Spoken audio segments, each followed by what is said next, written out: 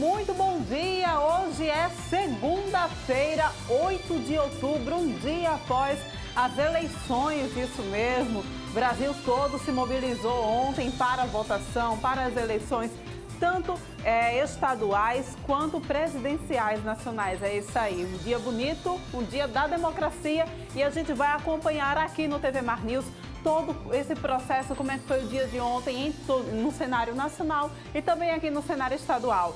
E para você que está em casa, quer acompanhar a nossa programação, precisa sair, não fica triste, é só você baixar o aplicativo da TV Mar no teu celular e aí você vai poder acompanhar a gente de onde quer que você esteja. Há a possibilidade também de acompanhar a programação da TV Mar através do portal Gazeta Web. É só você acessar lá www.gazetaweb.com e você vai ficar por dentro de toda a programação da gente. Nós também estamos presentes nas nossas redes sociais, então acompanhe a gente lá no Facebook, no Instagram, também no Twitter, e você também pode acessar o nosso canal no YouTube. Acessa lá e você vai poder ver e rever todos os nossos programas, as nossas entrevistas, as nossas matérias especiais. Agora, olha só, a gente, é claro, inicia esta manhã, né, falando exatamente sobre as eleições, e a gente já está aqui muito bem acompanhado, inclusive, Márcio, vamos lá, me acompanha também? A gente está aqui muito bem acompanhado com a Luciana Santana, não é isso? Muito bom dia, ela que é cientista política, professora da UFAL, e vai falar um pouco sobre esse cenário. É claro que a gente não podia deixar jamais de falar sobre as eleições, sobre esse dia de ontem e sobre todo esse cenário que está se configurando após as eleições de primeiro turno, né, presidenciáveis. O que a gente deve aguardar por aí? Como é que você acha? Que balanço você fez no dia de ontem? Luciana, muito bom dia para você. Foi um dia bastante intenso, na verdade, especialmente o final do dia, né, com a apuração dos votos. A polarização, né, em âmbito nacional, ela se confirmou nas urnas. A gente tem duas candidaturas, né, que dividem, posições políticas que dividem o eleitorado, né?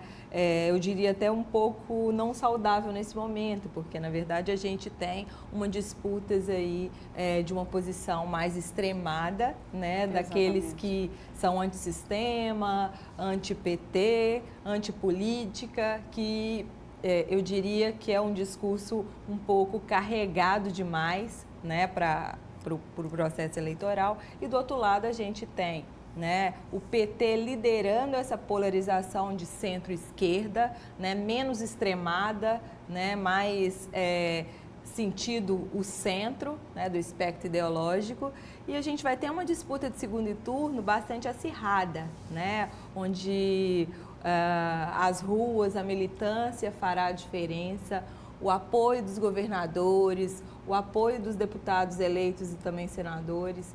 Então, a gente vai ter 21 dias aí intensos de campanha para a gente ter, né, o novo presidente eleito.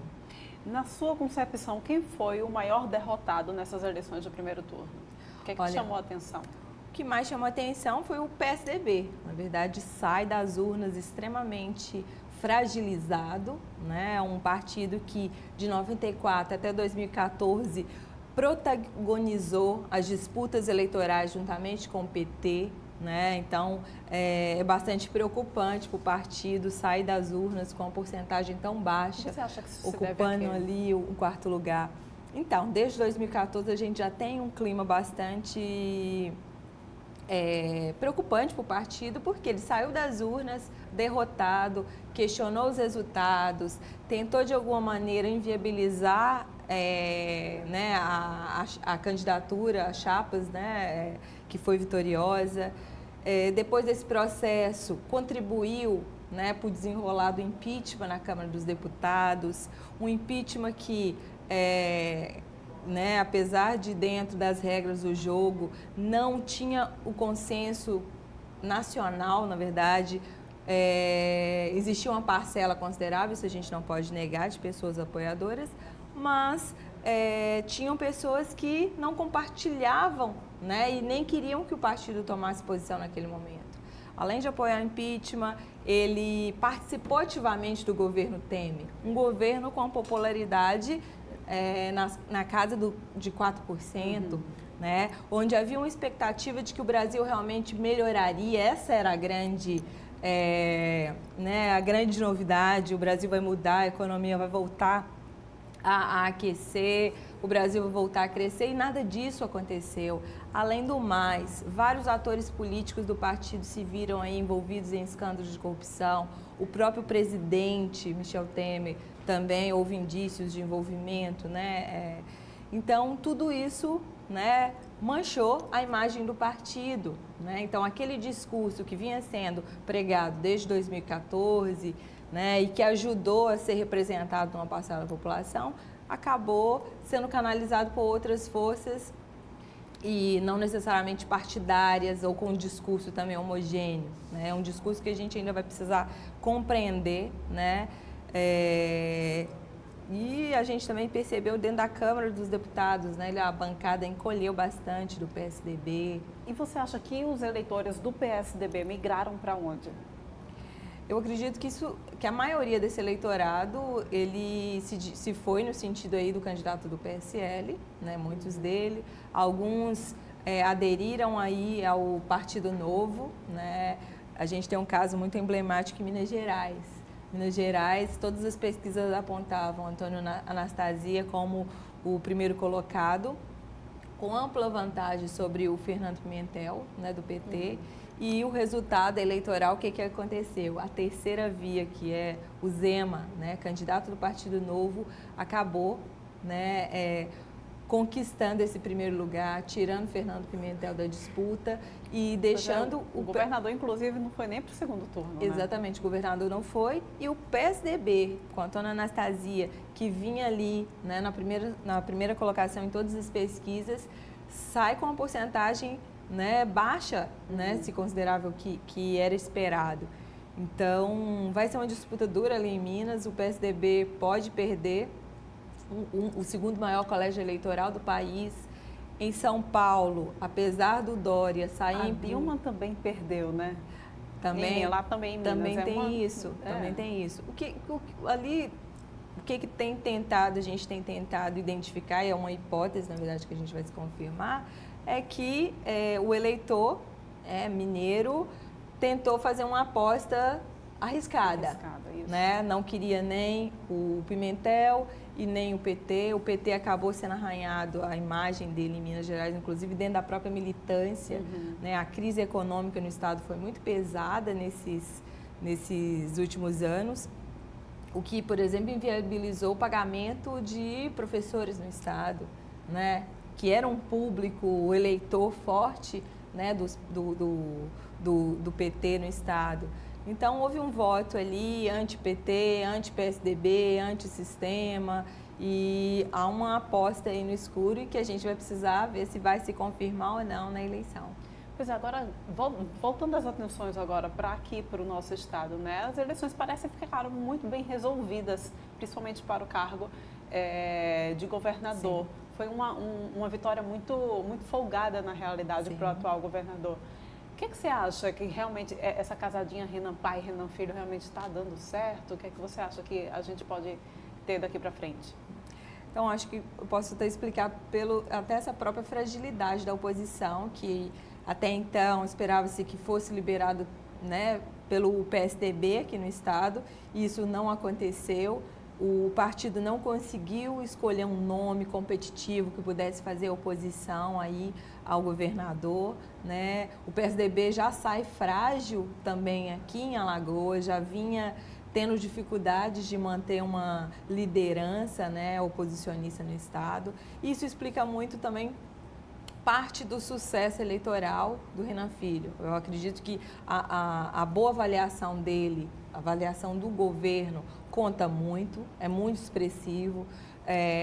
Foi um governo que imprimiu uma marca própria, inclusive de forma independente do pai, né? Um tipo de gestão muito mais moderna, né? E tanto que é bem avaliada pela população, né? São os dados que estão nos mostrando isso. Além disso, o bom desempenho do filho influenciou, né, positivamente sobre a campanha do pai, né?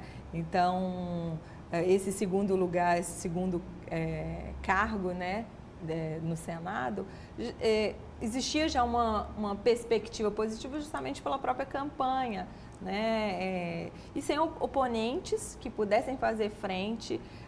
O Renan, ele é o segundo governador mais bem eleito no país. Chama atenção, né, os governadores, na verdade, do Nordeste. A gente tem os 3 principais governadores candidatos à reeleição que conseguiram ter esse sucesso, né? Então, eu acredito que mesmo tendo também sido eleito o Rodrigo Cunha, eu acho que existe vai existir uma parceria aí pró-Alagoas, porque os senadores, eles têm a função de defender o Estado, né? De trazer recursos que viabilizem obras, que viabilizem políticas públicas que possam alterar a situação do Estado. Então, eu acredito que isso vai ser positivo para o Estado. Pois é, uma pessoa que a gente viu crescendo aos poucos, quanto já menos esperamos, já tinha tomado uma dimensão muito grande, que inclusive tomou uma vaga aí dos tradicionais já do Senado, né, que foi o Rodrigo Cunha. Queria que você pudesse fazer também uma avaliação. Foi o mais bem votado, senador daqui de Alagoas, e que desbancou nomes já tradicionais. Como é que você vê, como é que você enxerga isso? Então, desde que o Rodrigo entrou, né, no cenário, né, eu, por exemplo, já tinha uma expectativa positiva em relação ao desenvolvimento dele, né? Ele adotou estratégias bastante positivas em termos de desvincular de políticos tradicionais, mesmo que esses estivessem dentro da sua chapa. Ele bancou a sua candidatura frente ao partido, ele decidiu o cargo que ele gostaria, né, de disputar. Ele tem um eleitorado fiel, um eleitorado mais ideológico, que compartilha do tipo de mandato, né, que ele desenvolveu no âmbito da Assembleia Legislativa, e que já era muito o perfil de atuação dele quando ele estava no PROCON, né? Ele, dentre esses candidatos, ele tinha uma baixa rejeição, então ele poderia, além de ser a primeira opção, né, do seu próprio eleitorado, ele poderia ser a segunda opção também dos eleitores dos demais candidatos. E isso né, favoreceu com que ele fosse o senador mais bem votado no Estado, né? Então é bastante importante também para o Estado ter uma figura como ele, né? É um nome importante, é um nome que pode fazer diferença, sim. Pois é, agora a gente também tem em contrapartida, a gente sobe o Rodrigo Cunha, que é um nome novo para o Senado, né, em partes, mas aí a gente tem em contrapartida também nomes antigos já famílias bem tradicionais já envolvidas aqui na política, tanto para o cenário federal quanto para o cenário estadual. A gente teve a Jo Pereira, né, que foi a primeira colocada aí. Você esperava essa expressividade toda da Jo nas urnas? Eu esperava que as mulheres tivessem um desempenho satisfatório nessa eleição, em detrimento das anteriores. E isso se confirmou muito. Teve, exato. Além de ter a deputada estadual mais bem votada no Estado, a gente teve mais 4 ou 5, se eu não me engano, mulheres eleitas, o que é muito representativo e simbólico, né, do papel que a mulher pode desempenhar na política e que se houver investimento, se derem visibilidade para a mulher, ela pode sim ter condições de entrar na política. É mito isso que mulher não gosta de política, que mulher não quer disputar, né, eleições, né? As mulheres querem, mas querem que os partidos deem visibilidade, invistam em nomes, né? As mulheres são tão competentes quanto os homens para assumir qualquer cargo, seja na ciência, nas diferentes áreas, na política, né? E eu acho que é um momento importante, as mulheres têm feito história,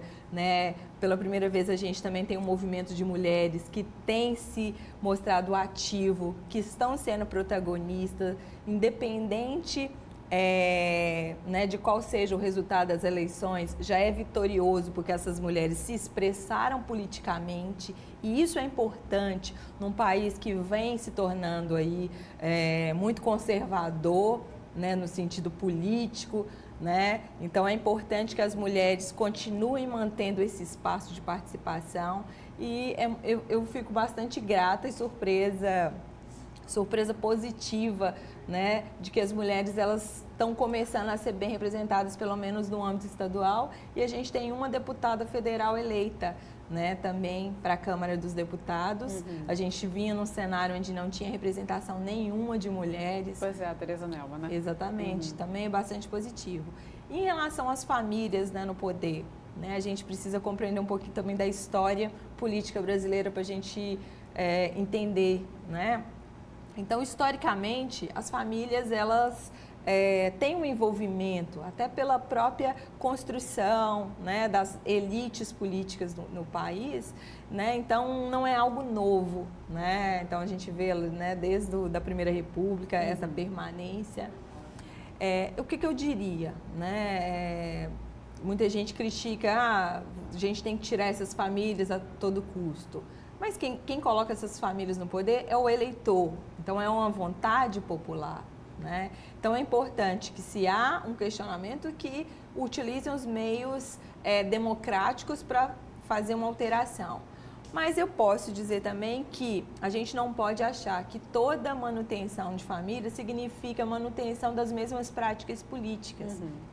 Isso é que a gente precisa observar em cada um desses grupos familiares, é se o modus operandi tem sido o mesmo e se esse modus operandi tem sido perverso ou não, né?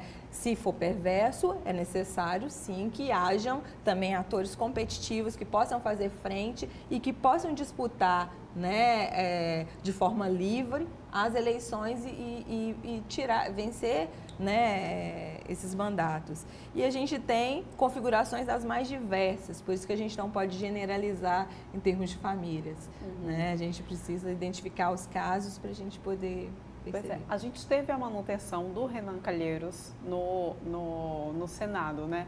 Você acha que essa questão desse tradicionalismo realmente foi o que ajudou, de repente, o Renan Calheiros? Ele foi um dos poucos caciques, na verdade, que sobreviveram às eleições desse ano, né?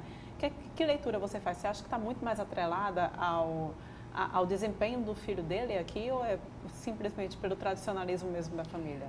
Eu diria primeiro que as características da própria disputa, na verdade, nomes competitivos mesmo, que podiam chegar, a gente tinha 4, 2 muito mais, com maior experiência na política, né?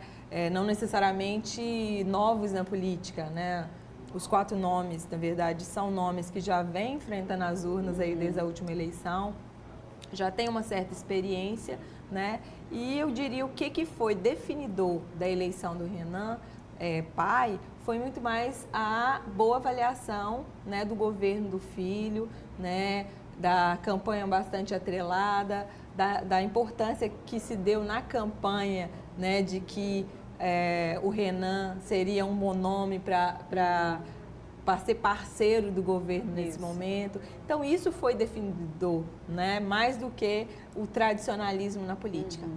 Luciana, só para a gente encerrar, eu queria que a gente, mais uma vez, a gente vai falar, né? A votação do Haddad foi muito mais expressiva que no Nordeste. Inclusive, o Nordeste, mais uma vez, está sendo alvo de preconceito por conta disso. Eu queria que você falasse um pouco sobre isso. Por que, mais uma vez, o Nordeste está impulsionando, levando o país para esse lado da esquerda? E você acha que realmente essa região conseguiria mudar o cenário eleitoral, mudar o que se encaminha para a direita? Então, quando a gente acompanha a evolução, né, do desempenho presidencial, né, no Brasil inteiro, existem duas localidades que definem muito o voto, né? O primeiro é Minas Gerais, né, que é uma síntese do Brasil. Quando você entra em Minas Gerais, você encontra um pouquinho de cada região do país, né? E você tem o próprio Nordeste, né? Isso. Que é o segundo maior, em termos de região, a segunda maior população, região eleitoral, onde você tem a maior população eleitoral, né? E isso, né, vai definir com certeza a eleição, né? Eu não acredito que nesses 21 dias você tenha uma mudança de comportamento do eleitor rumo a outro espectro ideológico. Dificilmente isso vai acontecer, né? Claro que você pode ter em alguma medida, algum aumento de posições mais à direita. Mas o que é importante a gente frisar? Primeiro, a gente precisa combater veementemente qualquer tipo de preconceito com relação à região, né? O nordestino sabe votar, né? E tem as suas convicções, né, individuais sobre o que seria o melhor voto, né? Assim como qualquer outro candidato em outra região. Então, estamos numa democracia e isso precisa ser respeitado, né?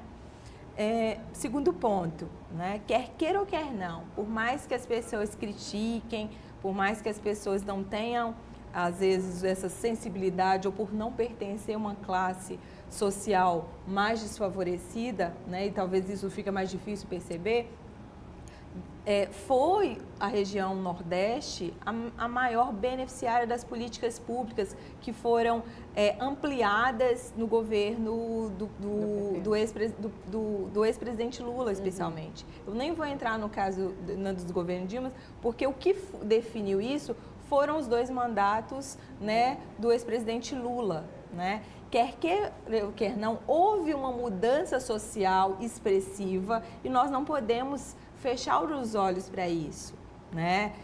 Programas sociais, claro, que foram criados ainda na gestão do FHC por orientação, né, de organizações internacionais, mas que só houve realmente um investimento maior, né, uma ampliação e uma dedicação a camadas sociais mais vulneráveis nos 2 governos Lula. Então, é uma forma também do Nordeste reconhecer, pelo menos a maioria do eleitorado, reconhecer que houve mudanças sociais importantes, né? E isso não é votar errado, isso é votar de forma também orientadas por mudanças na vida. E é isso, a gente precisa, enquanto eleitor, a gente precisa também identificar isso, né? Mudou ou não mudou, né? O que a gente precisa, onde que a gente, se não está dando certo, será que a alternativa que está sendo posta, ela é a melhor? Ela tem projeto? A gente, enquanto eleitor, a gente também precisa fazer essa avaliação.